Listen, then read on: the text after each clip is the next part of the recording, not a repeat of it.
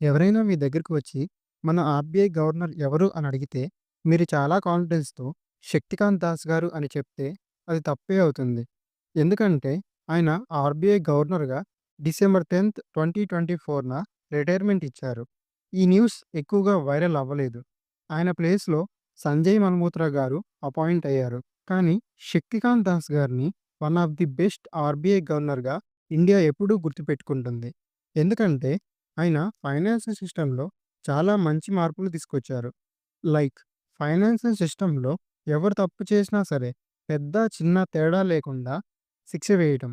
ఎగ్జాంపుల్‌గా Paytm payment bank. ఇంకా UPI లాంటి డిజిటల్ రెవల్యూషన్‌ని ముందుకు తీసుకెళ్లటం. కరోనా టైంలో వరల్డ్ మొత్తం సఫర్ అవుతుంటే, మన ఇండియాని మాత్రం వర్స్ట్ స్టేజ్‌లోకి తీసుకెళ్లకుండా ఫైనాన్షియల్ స్టెబిలిటీని మెయింటైన్ చేశారు. ఇంకా బ్యాంక్స్ అండ్ ఎన్‌బీఎఫ్‌సిలో రిస్క్‌ని తగ్గించి